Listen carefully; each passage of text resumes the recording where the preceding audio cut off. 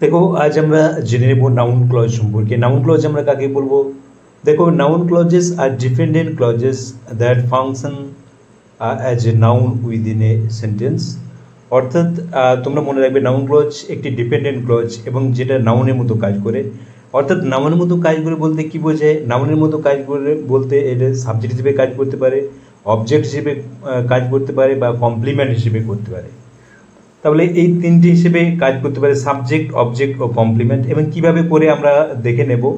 এখানে এক্সাম্পল দিলে তোমরা সহজে বুঝতে পারবে। এখানে দেখো কমন ইন্ট্রোডিউসার্স, অর্থাৎ নাউন ক্লজ কী কী দিয়ে শুরু হতে পারে? দ্যাট দিয়ে শুরু হতে পারে, ইফ বা হোয়েদার দিয়ে শুরু হয়। আবার ডব্লিউএইচ ওয়ার্ডস যেমন what, who, hmm, which, when, where, why, how এগুলো দিয়ে শুরু হয়। এবার আমরা দেখে নেব যে নাউন ক্লজ কীভাবে গঠন হয় বা নাউন ক্লজ কত রকমের হয় দেখে নাও। দেখো, noun clause subject of a verb, ভার্বের সাবজেক্ট হিসেবে ব্যবহৃত হতে পারে।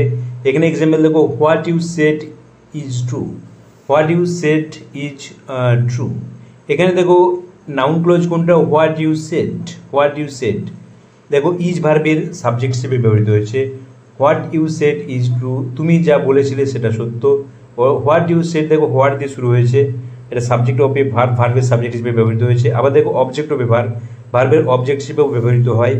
I know that she is honest, এখানে দ্যাট শি ইজ অনেস্ট এটি একটি নাউন ক্লজ। দেখো নো ভার্বের অবজেক্ট হিসেবে ব্যবহৃত হয়েছে, নো এর পরে ব্যবহৃত হয়েছে নো ভার্বের অবজেক্ট হিসেবে।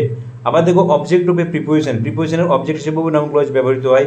ইট depends on how he works, এখানে হাউ হি ওয়ার্কস এটি নাউন ক্লজ। দেখো প্রিপোজিশন অনের অবজেক্ট হিসেবে ব্যবহৃত হয়েছে, কার? প্রিপোজিশন অনের। আবার দেখো কমপ্লিমেন্ট টু এ ভার্ব, ভার্বের কমপ্লিমেন্ট হিসেবে ব্যবহৃত হয়। This is what we wanted, what we wanted এটি নাউন ক্লজ, ইজ ভার্বের কমপ্লিমেন্ট হিসেবে ব্যবহৃত হয়েছে। আবার দেখো complement to object, complement to object, অবজেক্টের কমপ্লিমেন্ট হিসেবে পরিপূরক হিসেবে ব্যবহৃত হয়।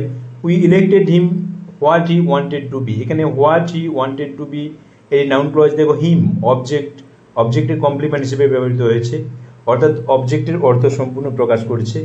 আবার দেখো অ্যাপোজিটিভ ক্লজ, অর্থাৎ কি নাউনের পাশে বসে, যেমন দেখো the news that he died shocked us, that he died এটা দেখো নিউজের পাশে বসেছে, নিউজ সম্পর্কে বর্ণন করছে। নিউজটা কি? দ্যাট হি ডায়েড, সে মারা গিয়েছিল, শকড আস আমাদেরকে ব্যথিত করেছিল।